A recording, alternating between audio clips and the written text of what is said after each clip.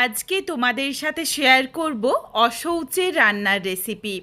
আমাদের প্রিয়জন যখন কেউ আমাদের ছেড়ে চলে যান, অনেকে 10 দিন পালন করেন বা অনেকে 15 দিনও পালন করেন। যেই অশৌচির মধ্যে দিয়ে আমরা যাই সেই সময় কিন্তু অনেক কিছুই খাওয়া চলে না, এবং সেই সময় অনেক কিছু খেতে ভীষণ ইচ্ছে করে, ভীষণ মুখরোচক কিছু, আর মুখের স্বাদও প্রায় একই রকম সেদ্ধ রান্না খেতে খেতে চলে যায়। কিন্তু একবার হলেও এইভাবে সর্ষের তেল ছাড়া বা হলুদ ছাড়া এই রান্নাটা তোমরা যদি করো, তাহলে মুখের রুচি যেমন ফিরবে তেমনই মুখরোচকও কিছু খাওয়া হবে। এই জন্য আজকের রেসিপি অশৌচের রান্না। আর এই রেসিপিটা আমি বানিয়েছিলাম যখন আমাদেরও খুবই কাছের একজন মানুষ আমাদের ছেড়ে চলে গিয়েছিলেন, সেই সময়কার ভিডিওটা প্রায় কয়েক মাস আগের। ভেবেছিলাম তোমাদের সাথে শেয়ার করব না, তারপর ভাবলাম যে হয়তো তোমাদেরও কাজে আসতে পারে, তাই এই রেসিপিটা শেয়ার করছি। এখানে আমি প্রথমেই বেশ অনেকটা পরিমাণেই মটর সারা রাত্রি ভিজিয়ে রেখেছিলাম। মটরটা সকালে উঠে ধুয়ে পরিষ্কার করে জলটা ঝরিয়ে নিয়েছি। তারপর প্রেসার কুকারের মধ্যে পুরো মটরটাই দিয়ে দিয়েছি, আর বেশ কয়েকটা আলু একটু বড় বড় টুকরো করেই কেটে নিয়েছি। মটর আলু প্রেসার কুকারে দিয়ে দিলাম অল্প পরিমাণের জল, যেন একটু মটর বা আলু এগুলো অল্প একটু ভিজে থাকে, যাতে মটর বা আলুর ওপরে জলটা না উঠে আসে। এরপর এর মধ্যে দিয়ে দিচ্ছি স্বাদ অনুযায়ী লবণ আর 2টো কাঁচা লঙ্কা। এই সময় কিন্তু হলুদ খাওয়া একদমই বারণ থাকে, তাই আমি হলুদ বাদ দিলাম। তবে তোমরা যারা অশৌচি ছাড়া এমনি বাড়িতে রান্না করতে চাও, তারা কিন্তু অবশ্যই হলুদ দিয়ে একবার হলেও এই পদ্ধতিতে ঘুগনি বানিয়ে দেখো। আশা করছি রেসিপিটা তোমাদের খুব পছন্দ হবে। বেশ ভালো লাগে খেতে, একটু অন্যরকমভাবে ঘুগনি। এখানে আমি আমার পছন্দ মতো করে আলু আর মটরটা সেদ্ধ করে নিয়েছি। তোমরা কিন্তু যেমন খেতে পছন্দ করো তেমনভাবেই আলু আর মটরটা সেদ্ধ করে নিও। আর আমি এখানে কটা হুইসেল দিলাম, তোমাদের আর বললাম না, তার কারণ এক একটা প্রেসার কুকারের ধরন এক এক রকম, আর মটর কিন্তু সব মটর সমান সময় লাগে না সেদ্ধ হতে। কিছু মটর লাগে বেশি সময়, কিছু মটর লাগে কম সময়। এখানে আমি একটুখানি ডাবুতে করেই ম্যাশ করে নিয়েছি আলু আর মটরটা, যাতে একদম মাখা মাখা হয়, তাহলে কিন্তু খেতে বেশ ভালো লাগে।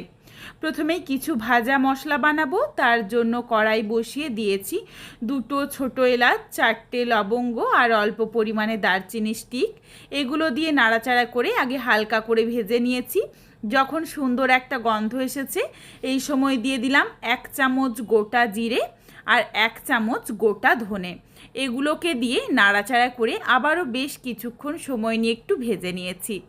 যখন সুন্দর একটা লালচে রং ধরেছে আর সুন্দর একটা গন্ধ এসেছে, এই সময় এই মশলাটাকে একটা পাত্রে নাবিয়ে রাখছি, আর এটা ঠান্ডা হয়ে যাক, তারপর মিহি করে গুঁড়ো করে নেব।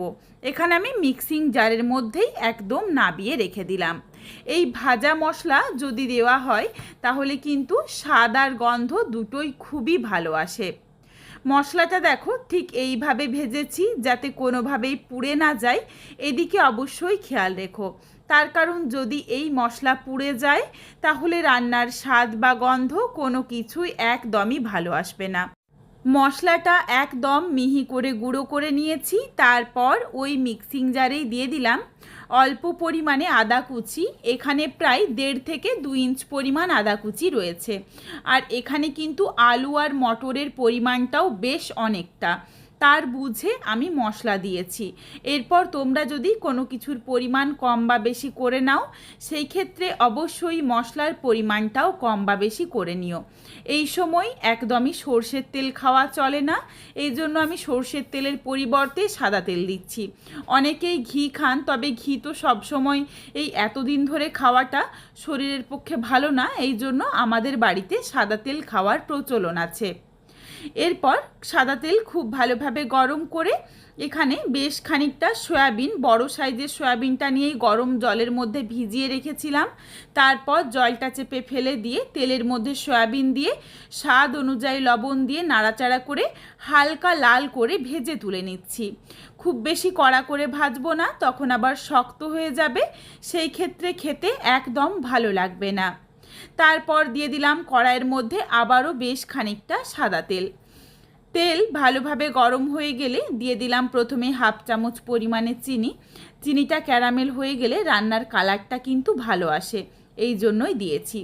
চিনি গলে যাওয়ার পর দিয়েছি ফোড়নে তেজপাতা, শুকনো লঙ্কা আর সামান্য একটু গোটা জিরে। ফোড়নটা ভাজা হয়ে গেছে, এরপর এখানে দিয়ে দিলাম বড় সাইজের একটা টমেটো কুচি।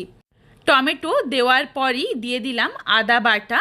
এরপর এগুলো দিয়ে সামান্য একটু লবণও দিয়ে দিচ্ছি, তার কারণ প্রচুর ছিটকে গায়ের মধ্যে আসছিল।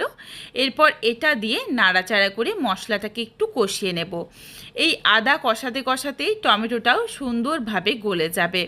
আর আদা কিন্তু খুব বেশি পুড়িয়ে বা একদম কালো করে কষানোর দরকার নেই, হালকা করে কষালেই হবে, তার কারণ আদার পরিমাণও খুব বেশি নেই।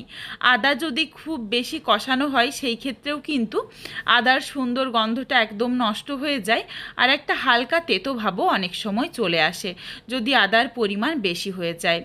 আদা হালকা করে কষিয়ে নিয়েই টমেটোটা খুন্তিতে করে একটু ভালোভাবে ম্যাশ করে নিয়েছি, ভালোভাবে মিশে গেছে। এরপর দিয়েছি ঝালের জন্য লাল লঙ্কার গুঁড়ো আর কালারের জন্য কাশ্মীরি রেড চিলি পাউডার। এটা দেওয়ার সাথে সাথেই দেখো খুবই সুন্দর একটা কালার চলে এসেছে। আর এখানে তোমরা যেমন ঝাল খাবে সেই বুঝেই গুঁড়ো লঙ্কাটা দিয়ে নিও। গুঁড়ো লঙ্কা দিলে কি হয়, রান্নার কালারটাও বেশ ভালো আসে। আর এই সময় কিন্তু একটু মুখরোচক রান্না, আর দেখতে একটু যদি ভালো হয় তাহলে খেতে বেশ ভালো লাগে। ওই মশলার সাথে দিয়ে দিয়েছিলাম ভেজে গুঁড়ো করে রাখা মশলার অর্ধেকটা, বাকি অর্ধেকটা রেখে দিয়েছি পরে দেব। এটা দেওয়ার পরই অল্প পরিমাণে জল দিয়ে দিয়েছি, তা না হলে গুঁড়ো মশলাটা একদম পুড়ে যাবে। জলটা দিয়ে নাড়াচাড়া করে মিশিয়ে নিয়েছি। গ্রেভিটা যখন ভালোভাবে ফুটতে শুরু করেছে এই সময় দিয়ে দিলাম ম্যাশ করে রেখেছিলাম যেই মটর আর আলু, পুরোটাই দিয়ে দিচ্ছি। আবারও বলছি, এখানে তোমরা মটর বা আলু যেমন খেতে পছন্দ করো, অনেকেই বেশ একটু গোটা গোটা খেতে পছন্দ করো, তোমরা চাইলে তোমাদের পছন্দ মতো করে রান্নাটা করে নিও। তবে এখানে রান্না করার পরে দেখো একদম গলে যাবে না, অনেক দেখো আলু বা মটর গোটা গোটাও রয়েছে। এরপর এরই সাথে দিয়ে দিলাম ভেজে রাখা সয়াবিন। সমস্ত কিছু দিয়ে নাড়াচাড়া করে খুব ভালোভাবে মিশিয়ে নিয়েছি। ভালোভাবে মেশানো হয়ে গেলে এখানে তোমরা তোমাদের পরিমাণ অনুযায়ী জলটা দিয়ে নিও। এখানে দেখো আমি কিন্তু এক ফোঁটাও হলুদের গুঁড়ো ব্যবহার করিনি, তা সত্ত্বেও বেশ ভালো একটা কালার এসেছে।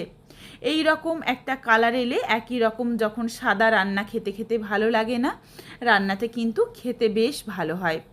তোমরা তোমাদের পরিমাণ মতো জলটা দিয়ে নিও। এখানে আর খুব বেশি জল দিচ্ছি না, তার কারণ ভালোভাবে তো আলু মটর সেদ্ধই রয়েছে, আর বেশি সময় লাগবে না রান্নাটা হতে।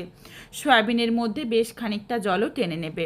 এই সময় দিয়ে দিলাম স্বাদ অনুযায়ী লবণ, আর বাকি যেটুকু ভাজা মশলা ছিল সেটাও দিয়ে দিলাম। আর দিয়ে দিলাম দুটো ফাটিয়ে নেওয়া কাঁচা লঙ্কা।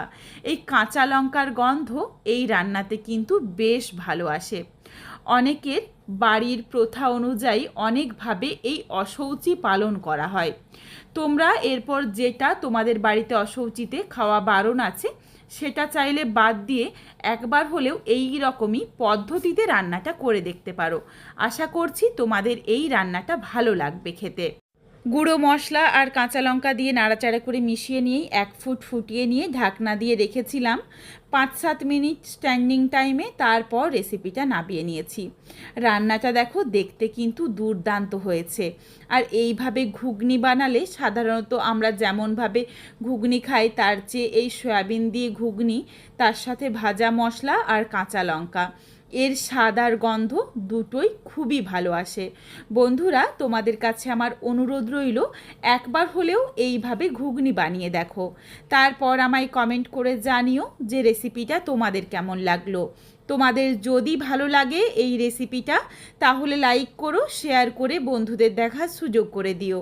তোমরা যদি আরও এই ধরনের নিত্য নতুন ঘরোয়া রেসিপি দেখতে চাও তাহলে অবশ্যই আমার চ্যানেলটিকে সাবস্ক্রাইব করে পাশে থাকা বেলটি অন করে অল নোটিফিকেশান অন করে দিও, যাতে আমার প্রত্যেকটা রেসিপির নোটিফিকেশান সববার প্রথমে তোমাদের কাছে পৌঁছে যায়। আবারও খুব শীঘ্রই হাজির হচ্ছি ঘরোয়া নতুন কোনো এক রেসিপি নিয়ে। পরবর্তী রেসিপি দেখার আমন্ত্রণ রইল। পুরো ভিডিওটা দেখার জন্য অসংখ্য ধন্যবাদ। তাহলে আজকে আসি, সবাই ভালো থেকো, সুস্থ থেকো।